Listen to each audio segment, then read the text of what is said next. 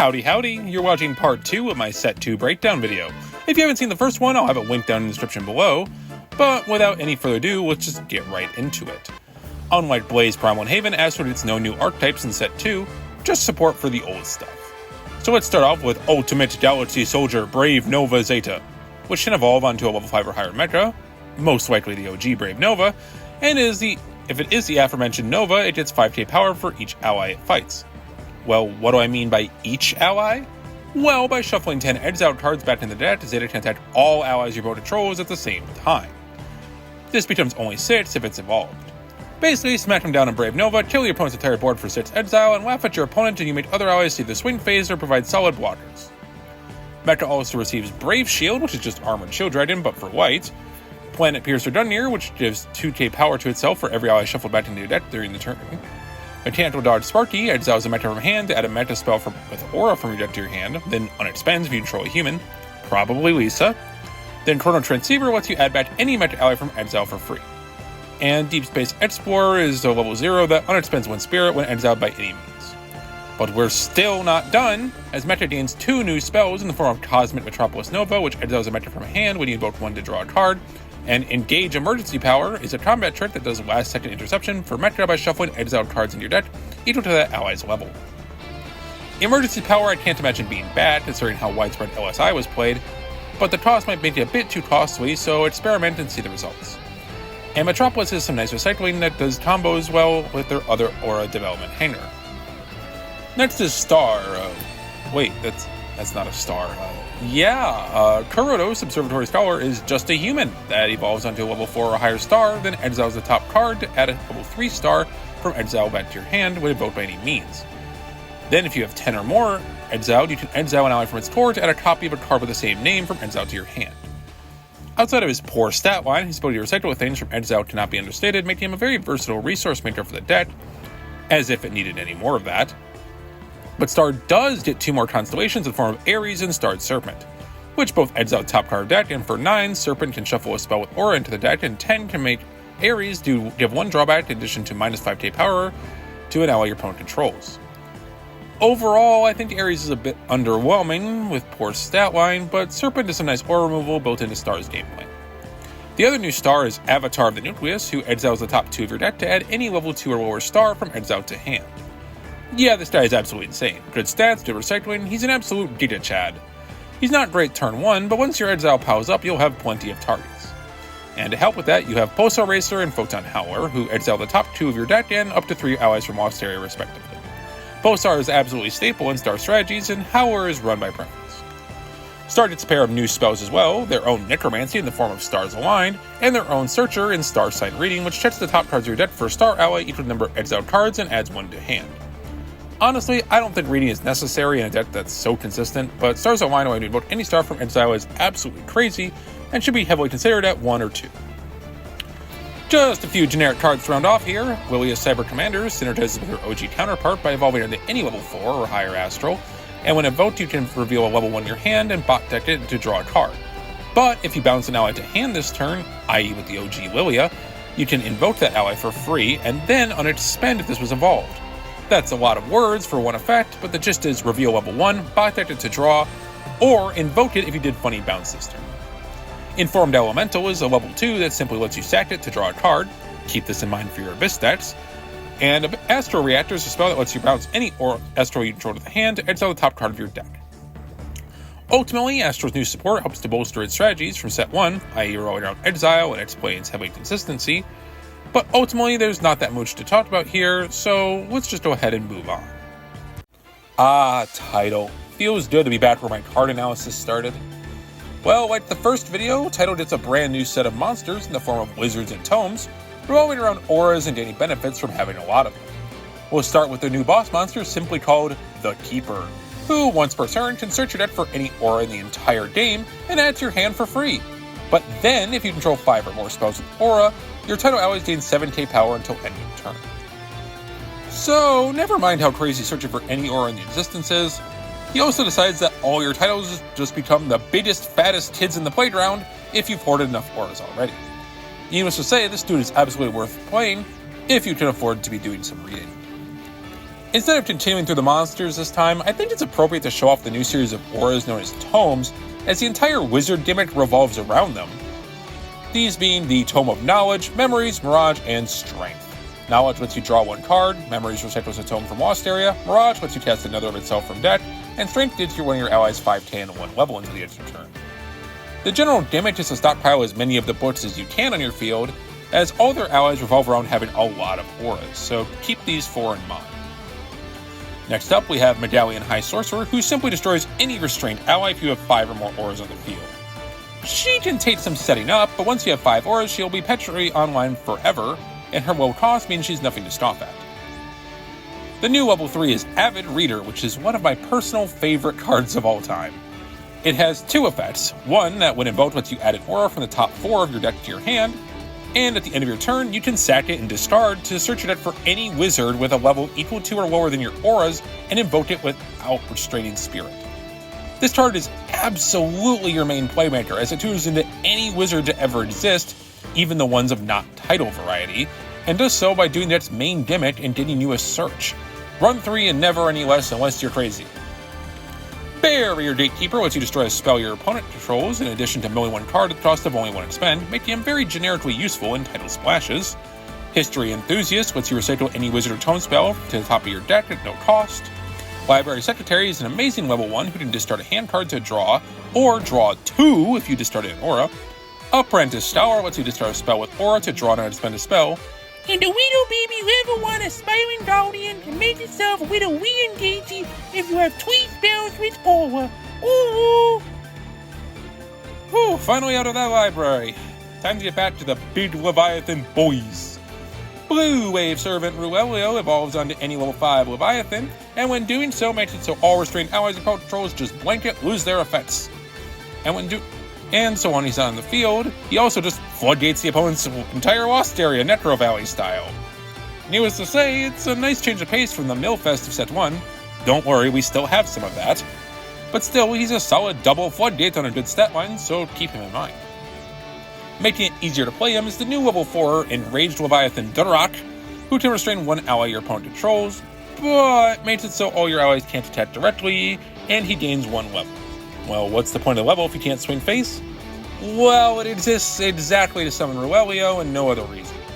To be honest, I find him kind of mid, but could be nice for clearing up board through blockers, so don't entirely write him off. Unarmored Leviathan, their new level 2, can boost any ally's power by 5k until end of turn if cards get milled, which, to be honest, the deck could really benefit from this, to deal with some large bodies. And Leviathan Rider mills 1 card for every Leviathan you control on a level 1. Leviathan also gained 2 new spells, Ancient Calling, which is just a peak 10 for Leviathan at 1 expend, and Ancient Deep Sea Trench, their new aura, which gets stronger based on the number of cards in your opponent's Lost Area. For 10, you can blanket give your entire board of Tidal's 3k power. For 15, you can make your opponent mill any 1 card named from their deck, and 20, you can discard any card to recycle any level 4 or higher Leviathan from the graveyard once per turn. All in all, this spell has some amazing utility, and once per turn, milling any specific card on top of the stat boost and recovery in the late game makes it absolutely worth considering in any dedicated mill strategy. Finally, we have the few new Aqua forms in Aredvi and Psychic Jellyfish. Aredvi can evolve onto any level 4 title to still drain the column it's in, and Jellyfish gets to look at your opponent's hand or keep it revealed if it was evoked by evolution. Ultimately, Tidal's new Tome gimmick is a breath of fresh air into the nation, giving it splashability into other colors more easily due to the high quality of auras in the game, while the new support for pre-existing strategies doesn't dip the scale of mill too hard, but should still give you some nice additions. Back in the swamp, I see. No matter, there are still plenty of good cards to be found. You see, Abyss gains several powerful consistency tools, so I think we should start there, in the form of Chimeras, featuring the new Chimera boss monster, Venom Necromera Tyrant Beelabutler. And it's certainly a step up from the 26k vanilla, now isn't it? Jokes aside, he has Defender, and when he's destroyed, you can recycle the OG Beelabutler from your Lost Area, then destroy whatever killed him so long as he was evolved. While this might sound pretty good, wise players will support into this guy using their level 1 as the attacker to mitigate the popping, but the Defender more than makes up for it, so don't underestimate this doggy. The next Chimera is Usafal, who can discard any Abyss ally to destroy a restrained ally with the same or lower level than you discarded, giving you some decent removal, albeit on a bad stat line. And the final 4 Chimeras are 4 fucking discard triggers. Spell Devour is nice aura removal when discarded, and Incomplete Shambler does Dark World dealings, but they're hardly the main talking point now, are they? At least not compared to Asmodane and Splicer. These little guys might not look much, but when they're discarded, they draw 1 card or unexpend 1, gain 1 life respectively. Note that this is discarded by any means, so these see widespread splashing in anything with discards across the nations for free resources or unexpending. Needless to say, expect these 2 cards to be run for ages to come. Only one new spell here, Stitched Together, simply discards an ally to give another ally on board power equal to what you discarded. It can be nice for clearing a guy, but you have better discard options. Especially in the form of the new generic draw spell, Beck into the Dark, which can discard any Abyss ally to draw 2 cards, making it an absolute staple in almost any Abyss deck for the rest of time. But Chimeras aren't the only ones getting support. The new Demon Wards, Unod and Netet, are here to bolster 2 Demon Ward playstyles. Unod forces your opponent to blanket discard whenever a card is added to their hand and forces them to discard when involved, albeit at the cost of them adding a card from lost to hand, and Netet can sacrifice any ally to make the opponent sack one of theirs or discard one respectively. In my experience, these 2 do not work well together, so if you're going for a more discard-heavy build, go with Unod, and a sacrifice pile will make good use of Netet. Gremlin Demon is a new level 3 that, when destroyed while alone in your field, will take down whatever killed it with it. This die is a very solid turn 1 play as it discourages the typical level 3 18k swing move and can force some awkward turn 1s for the opponent. Plus, if he's the last die out after attacking, it can create some awkward situations for the opponent as well, making him a very solid card. The other new demon is Demon Spawn, a level 1 that, when sacrificed, invokes another copy of itself from deck at no cost. This die is absolutely fucking staple in your sacrifice-heavy decks, as he's one of the best sacrifice fodders to ever be printed, and he has good stats on top of it. The final demon is Black Sheep, that just when sacrificed can mill a demon or undead straight from your deck. This might sound underwhelming, but keep in mind, Abyss is the color with all the Lost Area recovery to think of, and they have plenty of cards that do this. So this card practically searches your deck for any undead or demon, which is really insane. And it gets better when you consider they are summonable by Linda, the new wizard ally, that plays any Abyss level 0 from your deck restrained. Super tutorable combo, consistent as all hell, play 3 of both. Demon Wards get a new Peep 10 in form of Demonic Ritual. Honestly, I don't really consider this worth playing.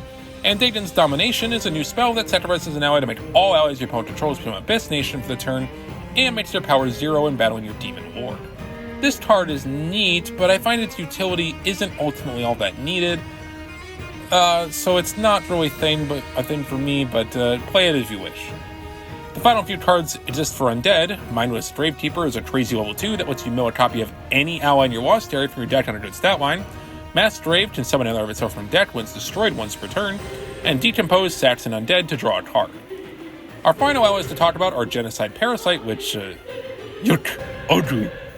Jokes aside, when it attacks an ally, I can sack another one to make that target lose power equal to what I sacked, or if it was invoked by evolution, I can just make it lose power equal to what I evolved onto. Honestly, this card is pretty bad. It's a hard-negged one to evolve it, requires good stat support to get going. Just play Cursed Goliath.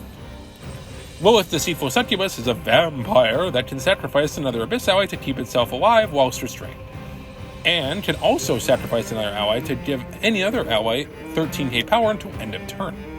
She's actually really good in sacrifice decks as an easy way to trigger your sacrifice auras on a low body, and even has protection. So max out on her if you want to recycle some corpses. Well, is it time? I think it is. Abyssal Grasp is a card that has probably been one of the most controversial talking points over the years. At Swift Speed, if you're being attacked directly while you control an Abyss ally, you can expend a spirit to destroy that ally. Yeah, it's pretty good. Remember in part 1 when we talked about Tempest that we'd get an Abyss spell later? Yeah, this is the one I was talking about. Realistically, if you're playing an Abyss deck and get greedy, you can get fucking jump scared by this thing, so you absolutely need to respect it if you see it. I personally always play a single copy for the mind games alone, since the opponent will likely be terrified of it to never swing face while I have an Abyss ally, giving this thing mileage even if you don't play a lot of it or even draw it. And if it does go off, its impact is not to be understated. Removal on the opponent's turn and an attack stopper for only one expend is incredible. If you disregard this, don't come crying to me when you lose to it. And that's all.